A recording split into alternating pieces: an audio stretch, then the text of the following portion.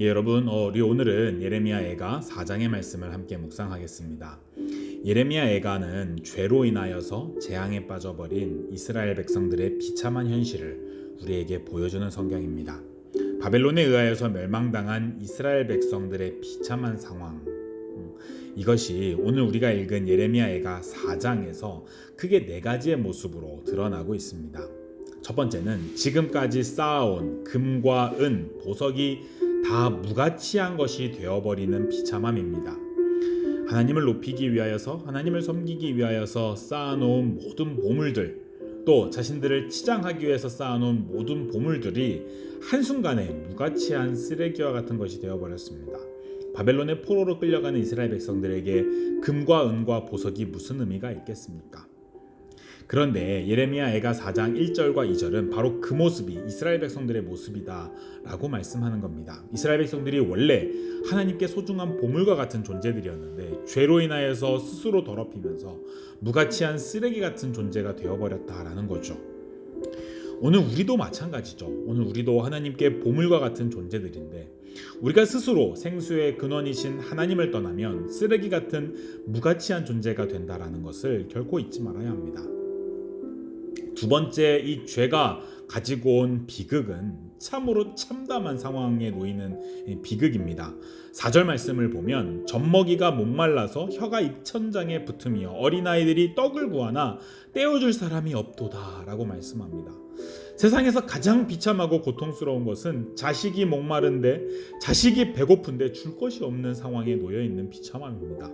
지금 이스라엘 백성들의 상황이 바로 그러한 거죠. 부모들이 스스로 하나님을 떠나버린 죄로 인하여서 자식들이 극심한 고통을 겪고 있는 겁니다. 그런데 더 큰 비극은 이런 끔찍한 상황에서 부모들은 자기 살 길만 찾고 있는 모습입니다. 10절 말씀을 보면 자비로운 부녀들이 자기들의 손으로 자기들의 자녀들을 삶아 먹었도다. 아니, 자기들의 손으로 자기들의 자녀들을 삶아 먹었도다. 어떻게 부모가 자녀를 잡아먹을 수 있습니까? 그것도 자비로운 부녀들이라고 하는 사람들이 어떻게 자녀들을 삶아 먹는 이런 비참한 상황에 놓이게 되냔 말입니까? 세상에서 가장 하나님의 사랑을 닮은 사랑이 자녀들을 향한 부모의 사랑이라고 할 수 있는데, 부모들이 하나님을 떠나자 그들에게서 자녀들을 향한 무조건적이고 무한한 하나님의 사랑이 사라지기 시작하는 겁니다. 그리고 자신들이 살기 위하여서는 삶아 먹을 수도 있는 이런 비참한 상황으로 빠지게 되어버리는 거죠. 인간이 악할 대로 악해지면 자식마저 자기를 위하여서 이용하고 자식마저 자기를 위하여서 버릴 수 있는 것이 부모입니다. 이것이 죄의 비참함이죠. 죄는 이 가정 가운데 이런 끔찍한 비참함을 가지고 온 겁니다. 므낫세 왕도 자신의 통치를 위하여서 아들을 몰렉에게 제물로 바치는 끔찍한 일을 벌입니다. 바로 그 죄가 이스라엘을 멸망시키는 트리거가 되는 죄였죠. 오늘날 우리 시대에도 그렇잖아요. 자신의 양자를 때려서 죽게 만든 이 정인이 사건, 자기가 살기 위하여서 어린아이를 집에 그냥 버려두고 떠나서 죽게 만든 이 구미 여아 사건과 같은 것들이 오늘 우리 시대에도 별반 다를 바 없는 죄가 가지고 온 이 비참함을 우리에게 보여주지 않습니까? 물리적인 폭력은 없다 할지라도 스카이 캐슬이라고 하는 드라마에서 꼬집은 우리 사회의 현실, 부모가 자기들의 명예와 이익을 위해서 자식들을 이용하는 것이 당연시되는 사회, 이것이 바로 예레미야 4장이 우리에게 보여주는 죄가 만들어 놓은 비참함이죠. 부모는 자녀를 이용하고 자녀는 부모에게 저항하는 이 비참한 말입니다. 이게 죄가 만들어 놓은 비참함이라는 거죠. 세 번째 비극은 그들의 성읍 안에서 의인들이 피를 많이 흘리는 비극입니다. 진정으로 하나님을 두려워하며 경외하던 사람들이 계속해서 죽어나갑니다. 그런데 성경은 그 죄의 원인을 선지자와 제사장들에게서 찾습니다. 13절 말씀에 보면 그의 선지자들의 죄와 제사장들의 죄악 때문이니 그들이 성읍 안에서 의인들의 피를 흘렸도다.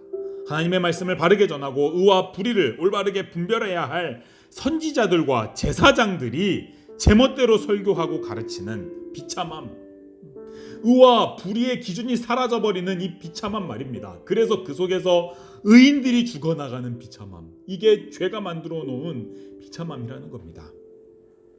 마지막으로 이 네 번째 비참함은 이스라엘 백성들이 이 비극 속에서 헛된 도움만을 바라보고 있는 비극입니다. 17절 말씀을 보면 우리가 헛되이 도움을 바람으로 우리의 눈이 상하며 우리를 구원하지 못할 나라를 바라보고 또 바라보았도다.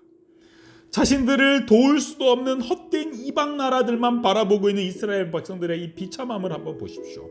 이스라엘을 도울 수 있는 이가 애굽도 아니고 힘센 병거도 아니고 금은 보화도 아닌데, 이스라엘을 도울 수 있는 분은 오직 하나님뿐인데 이스라엘은 헛된 도움만을 바라보며 그 헛된 도움이 사라지는 것을 바라보면서 더 큰 비극에 빠져 있는 모습인 거죠. 이 모든 비극들이 이스라엘 백성들이 생수의 근원이신 하나님을 버린 결과 그 비참함에 스스로 빠져들어가는 겁니다. 오늘 우리도 마찬가지죠. 생수의 근원이신 하나님을 버리고 하나님 없이도 살아갈 수 있을 것처럼 살아갈 때에 우리도 결국 이런 비참함에 빠지게 될 거라는 겁니다. 하나님은 자기 백성들이 이 죄 중에서 고통당하는 것을 바라보시면서 분노하십니다. 10절 말씀에 여호와께서 그의 분을 내시며 그의 맹렬한 진노를 쏟으시며 라고 말씀합니다. 하나님은 이스라엘 백성들이 죄 가운데 빠져서 스스로 고통을 당하며 그들의 자손들마저도 고통당하고 있는 그런 모습을 바라보시면서 분노하시고 진노를 쏟아부으시는 거죠. 그러나 하나님의 분노와 하나님의 진노는 죄인을 정결케 하시기 위한 은혜의 분노이며 회복의 소망이 담겨있는 진노입니다. 하나님이 영원한 진노로 이스라엘 백성들을 버리시는 것이 아니라 그들을 회복시키시기 위하여서 진노하고 계시는 거죠. 그리고 그들을 회복시키십니다. 22절을 보면 딸 시온아 너의 죄악의 형벌이 다하였으니 주께서 다시는 너로 사로잡히지 아니하게 하시리로다. 이스라엘 백성들의 죄악을 정결하게 씻으시고 다시 회복시키시는 이 하나님의 사랑이 이 비참함 속에서 이스라엘 백성들의 희망이 되는 겁니다. 사랑하는 여러분, 우리가 예레미야 애가를 읽으면서 이 죄가 만들어 놓은 이 죄가 우리에게 초래하게 만드는 재앙과 그 비참함을 우리가 깊이 인식하면서 죄가 우리 가운데 틈타지 못하도록 우리 스스로 죄의 재앙 속에, 죄로 인한 비참함 속에 빠지지 않도록 주의하고 우리가 경계해야 되는 거죠. 우리가 절대 잊지 말아야 할 것은 우리 인간은 하나님이 없이는 한순간도 살 수 없는 존재라는 겁니다.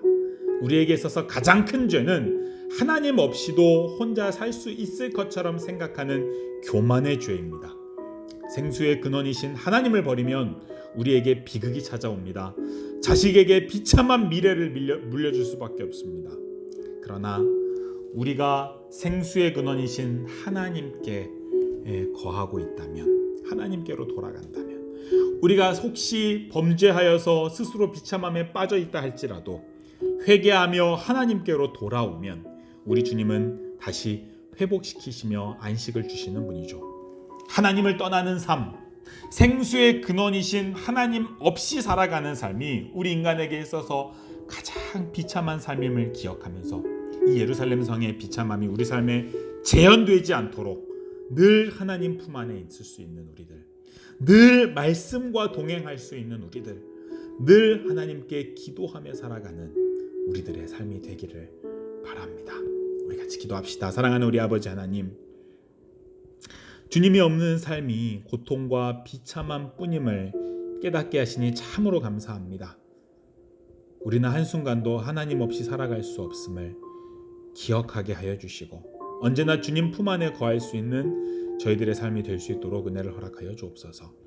이스라엘 백성들의 비참함을 바라보면서 교훈을 얻게 하여 주시고 평생토록 하나님을 떠나는 어리석은 선택하지 않도록 우리의 삶을 지켜주시며 날마다 우리 주님과 동행하는 우리들의 삶이 되게 하여 주옵소서.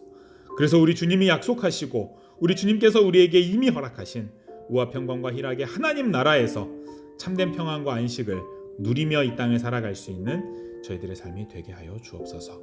오늘도 우리 주님과 동행하게 하여 주옵소서. 거룩하신 우리 주 예수님의 이름으로 기도하옵나이다.